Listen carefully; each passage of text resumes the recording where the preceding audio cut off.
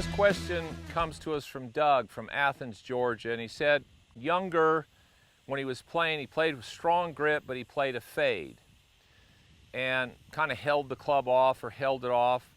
And then he kind of went to draw and he was trying to do both, but now he wants to know how can he, with his grip and his face, do what I'm talking about? Can he hit that fade? And that's the shot he sees. See, this is really important in golf. I grew up, almost every ball I hit right from the very start, because of the concepts that I used and the way I came into the game, I immediately hit draws. My grip was such, how I used the club or the bat on the ball, when I would square the bat on the ball, coming slightly from the inside, boom, I hit draws all the time. So I started out hitting everything that drew. So when I get up to shots, I see draw much better than I see fade. Even though I can hit both of them now about the same, still visually, draw is the most comfortable shot for me. I mean, that's what I see. His comment was, can I release it? How do I hit it so I can hit a released fade and not hang on to it?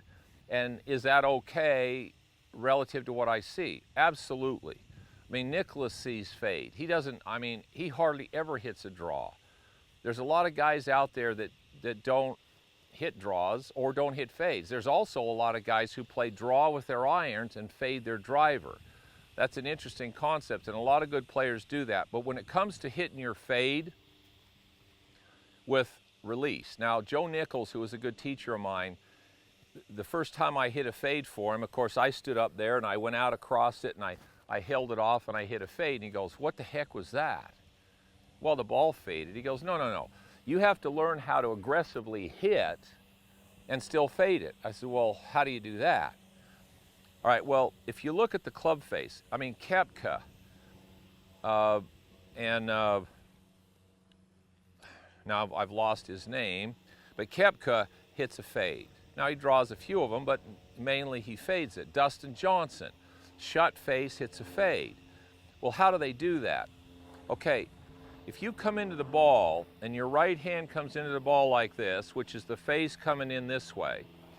Now when you hit the ball, if your right hand goes like this, if it works this way, okay, what happens now is the club face, I hit the ball.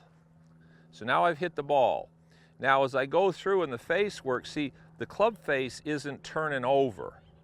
So I can accelerate the club head.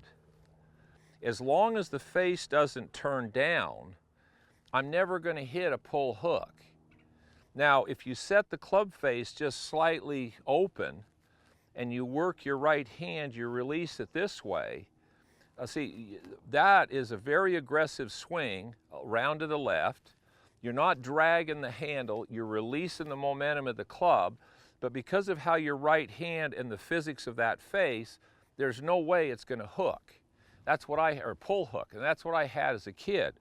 So I could take a really strong grip for me, and as long as when I come into the ball, when I hit the ball, as long as my right hand works this way and doesn't turn over, what's going to happen to the ball? See, that ball, that's just a nice, soft fade.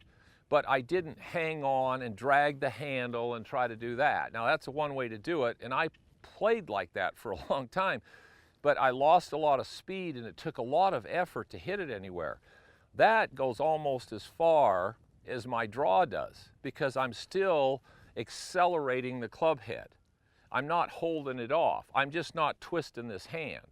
So that's how you can get to the point where you can hit a really hard hand action, release the momentum, or get the momentum of the club going and still hit a fade.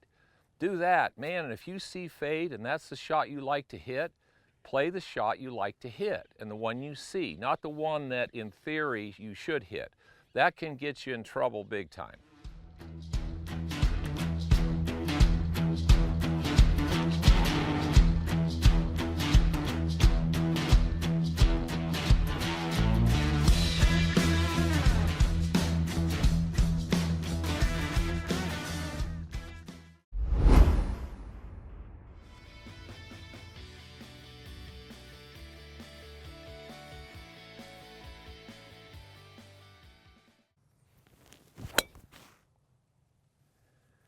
Be sure to subscribe to my channel for regular updates and tips.